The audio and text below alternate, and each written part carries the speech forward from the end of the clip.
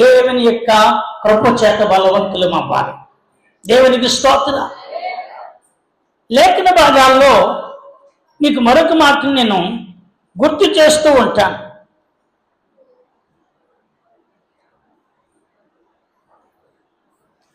పేతురు పత్రిక, అదే మొదటి పేతురు పత్రిక 3వ అధ్యాయము మీరు చూడగలిగితే, 3వ అధ్యాయం చూడగలిగితే ఇక్కడ ఏమంటున్నారంటే,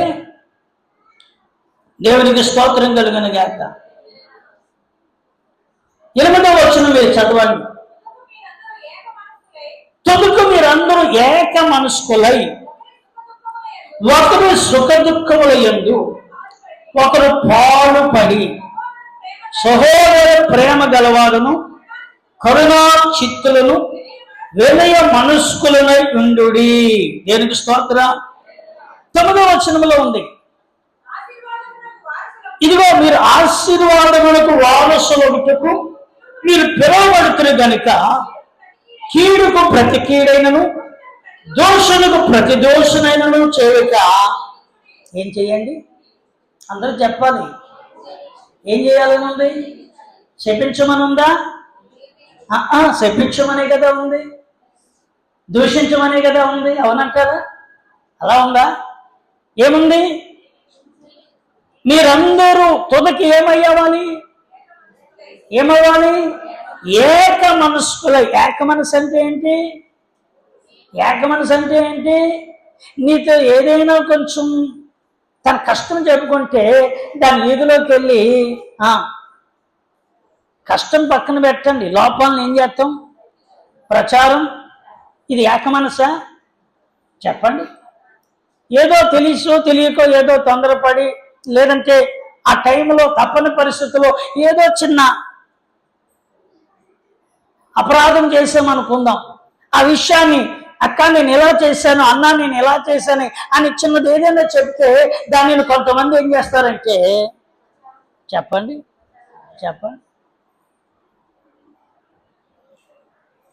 దాన్ని ఎక్స్పోర్ట్ చేసి దాన్ని ఉన్నదానిని మరికొంచెం కలిపి ఉన్నదాన్ని మరికాస్త దానికి ఏమండి పలుకుకూడని మాటలు చేర్చి ఇవన్నీ కూడా కలిపి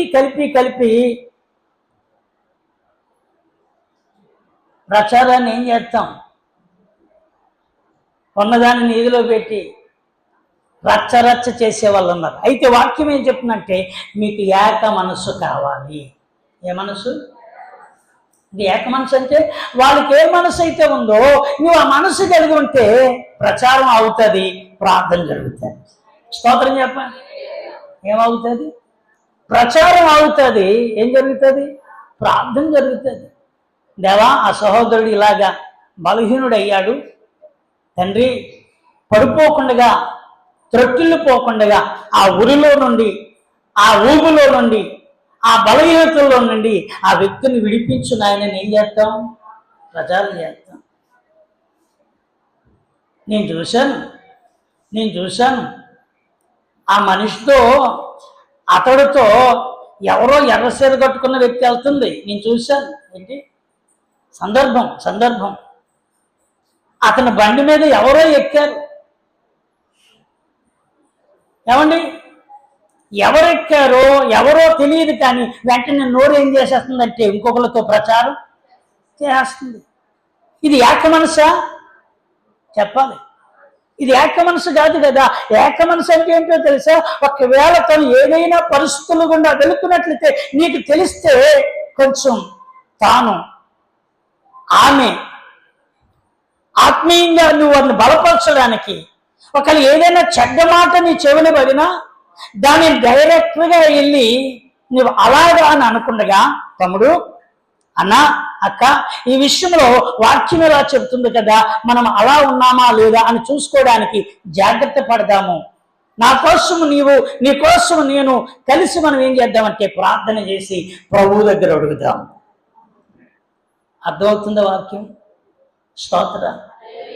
హల్లెలూయా. లోతుగా మనం ఎదగాలి. సహోదరులారా, సంఘం అంటే ఏదో ఇక్కడ కూడుకుని మనం కలిసి ఇక్కడి నుంచి మళ్ళా తిరిగి వెళ్ళిపోయిన తర్వాత వాళ్ళెవరో వీళ్ళెవరో అనేది కాదు.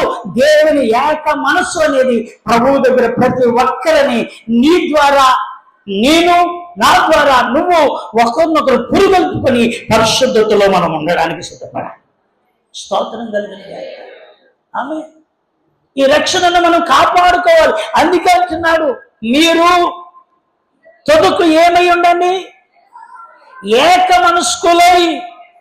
ఉదాహరణకి ఏమండి, మోషే, అహరోను, మిరియాములు ఎవరు చెప్పాలి, కొంచెం చెప్పండి.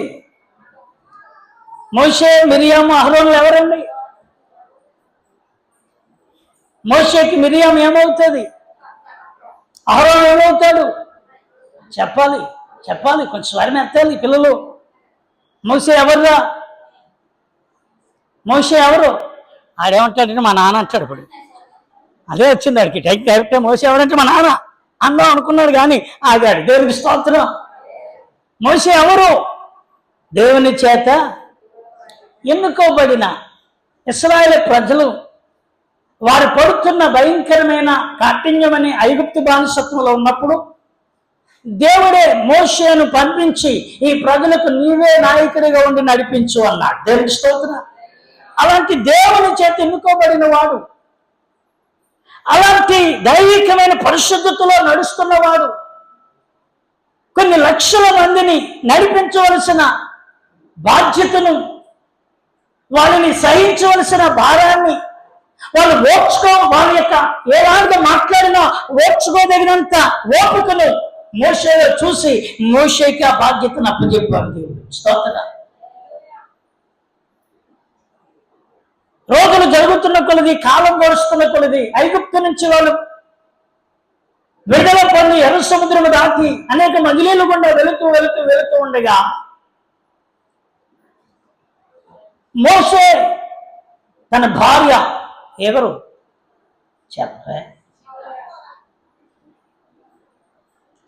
అవరా కాదు, ఎవరు? సిప్పోరా. చెప్పండి, సిప్పోరా.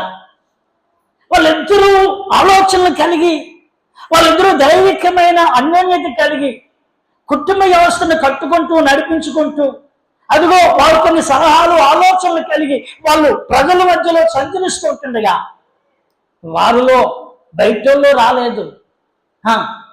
స్వయంగా అన్నగారు, స్వయంగా అక్కగారిలో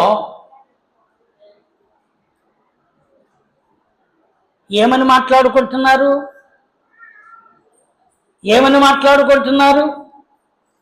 సంఖ్యాకాండము మీరు చూడండి. స్తోత్రం కలుగును గాక. హల్లెలూయా.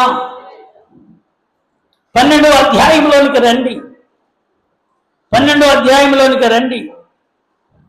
మొదటి వచనములో మోషే కూషు దేశపు స్త్రీని పెళ్లి చేసుకుని ఉండెను గనుక అతడు పెళ్లి చేసుకున్న ఆ స్త్రీని బట్టి మిరియాము, అహరోనులు అతనికి విరోధముగా ఏమండి భార్యతో మాట్లాడరా,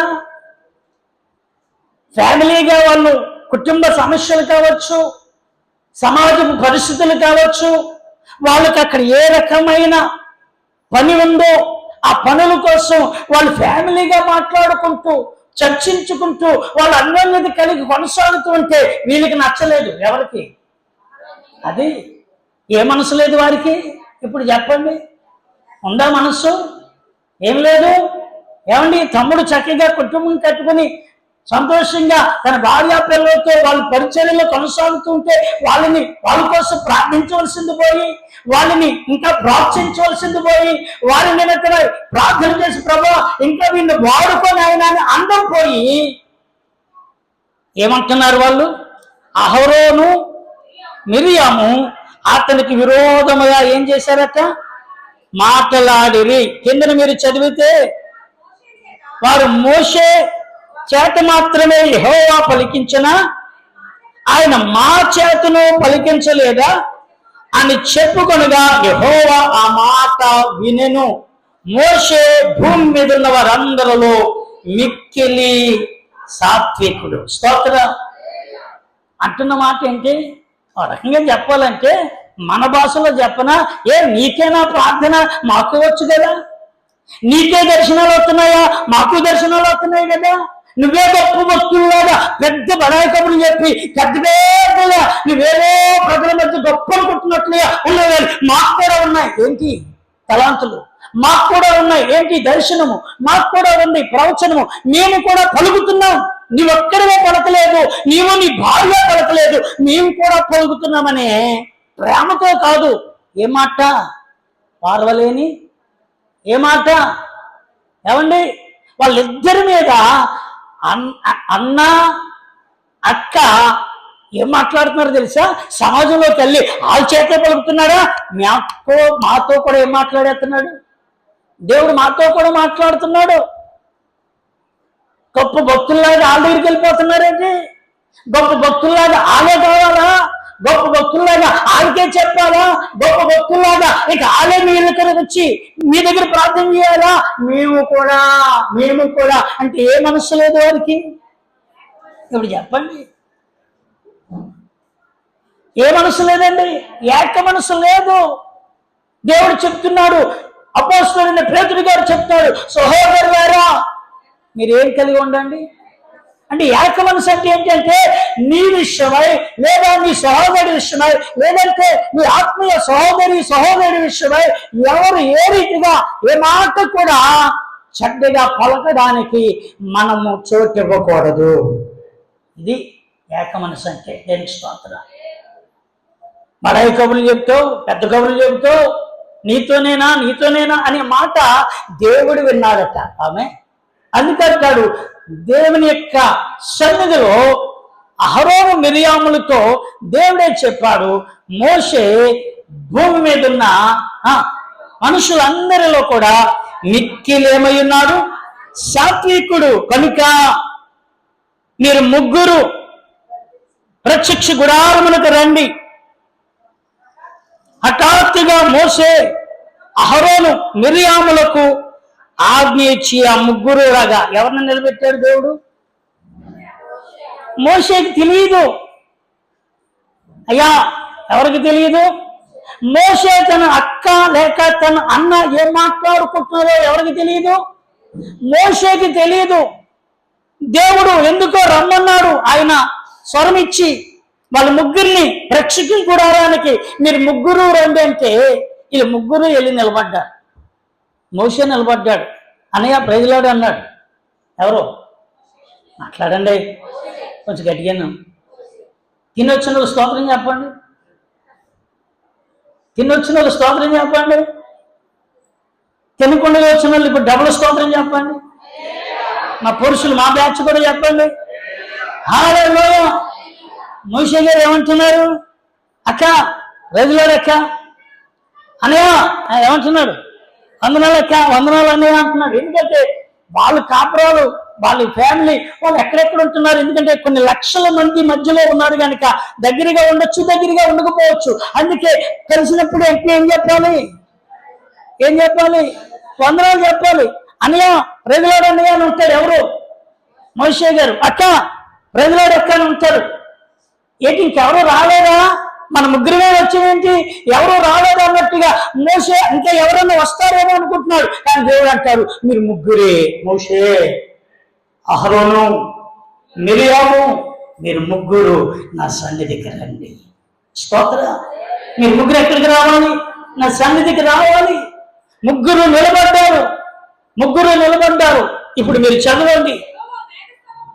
యెహోవా మేఘస్తంభములో నుండి దిగి ప్రత్యక్ష గుడారము యొక్క నిలిచి అహరోను మిరియాము పిలిచి నా మాట వినడి, మీలో ప్రవక్త ఉండని ఎడల యెహోవా నన్ను దర్శనమిచ్చి అతడు నన్ను తెలుసుకున్నట్లు కలలో అతనితో మాట్లాడను. నా సేవకుడను మోషే అట్టివాడు, అతడు నా ఇల్లంతటిలో నమ్మకమైన వాడు. నేను గోరవాడుతో కాదు, దర్శనమిచ్చి ముఖాముఖిగా అతడు యెహోవా స్వరమును లేక స్వరూపమును నిదానించి చూచును. కాబట్టి నా సేవకుడైన మోషేకు విరోధముగా మాట్లాడుటకు మీరేలా భయపడలేదు? మోషే గారికి ఏం మాట్లాడుకున్నారో తెలియదు. పాపం కల్మషం లేనివాడు ఎవరు చెప్పరేండి? భూమి మీద ఉన్న వారు అందరిలో ఎలాంటి వాడట? మిక్కిలి అంటే ఫిల్టర్ చేయగా ఇంకంతటి వాడు కనబడలేదు దేవుడికి స్తోత్రం చెప్పాలి. దేవుడు వెళ్ళమంటేనే ఏమన్నాడు? అయ్యా నేను నత్తివాడును, నోటి మాలిన్యము గలవాడును, అసలు నేను సరిపోయేవాడును కాదయ్యా, నీకు అంతటి తగిన వాళ్ళు గొప్ప వాళ్ళు చాలా మంది ఇశ్రాయేలు జనాంగంలో ఉన్నారు, ఈ బాధ్యతను ఏదో వాళ్ళకి అప్పచెప్పు. కొన్నిసార్లు అదే మనలాటోళ్ళు ఇంకొకరు అయితే ఏమంటారు, అయితే నన్ను కోరుకున్నావా నాకు అన్ని ఇచ్చే. ఏటి ఇచ్చే?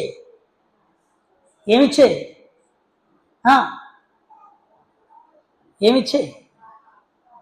చెప్పరే, ఏమిచ్చేయాలి? నీ తాళాలన్నీ నాకు ఇచ్చే, నేను ఏదంటే జరిగిపోవాలి, నేనేం మాట్లాడితే అది అక్కడ కనబడిపోవాలి అన్నట్లు అయిపోతాం.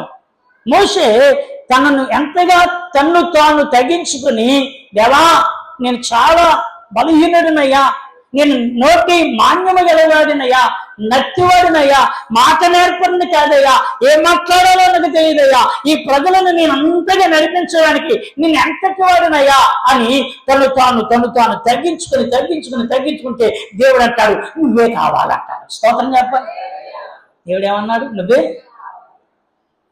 అలాగ దేవుడు మనల్ని నడిపించిన గాక. చెప్పండి గట్టిగా. హల్లెలూయా. ఇప్పుడు మోషేకి తెలియదు కదా, అహరోను మిరియాములు ఏం మాట్లాడారో తెలియదు కదా. నా సన్నిధిని ఇదిగో అతడికి నేను దర్శనము ద్వారా కాదు, ముఖాముఖిగా నేనేం చేస్తాను? మాట్లాడుతాను. అలాంటి నా సేవకుడు మీలో ప్రవక్త ఉన్న ఎడల మీరు భయపడరు అతనికి. అతడు ఎవరు అని అంటే మీకు ఒక ప్రవక్త. స్తోత్రం చెప్పండి. అతడెవరు? మోషే ఎవరు? ప్రవక్త. మీతో మాట్లాడేది వేరు, ఆయనతో మాట్లాడేది వేరు. విశ్వాస యొక్క స్థాయి వేరు, దేవుని యొక్క సేవకుని యొక్క స్థాయి వేరు. దర్శనం మీకు ఉంది, దర్శనాలు మీకు వస్తాయి, దర్శనాలు మీరు కలిగి ఉంటారు. కానీ దేవుని యొక్క సేవకుడిగా ఆ దర్శనము కంటే తన యొక్క తీర్మానములో నిలబడిన వాడిగా సేవకుడు ఉంటాడు. దేవునికి స్తోత్రం కలిగిన గాక. ఆమె చెప్పండి. హల్లెలూయా. సహోదరులారా, ఏక మనసు అంటే ఏమండి?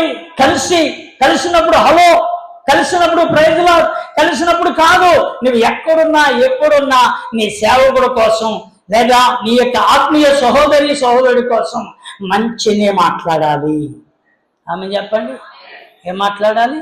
మంచినే మాట్లాడాలి తప్ప మన నోటి నుండి చెడ్డ మాట రాకూడదు. మిరియాము అహరోనులు ప్రవక్తే, ఆమె కాదనలేదు. ఆమె దేవుని ఆత్మచేత నడిపించబడిన వ్యక్తే. దేవుడు ఆమెను ఇశ్రాయేలు మధ్యలో బహుబలముగా ఆమె ద్వారా దేవుడు అనేక పర్యాయాల ప్రజలను దర్శించింది వాస్తవమే.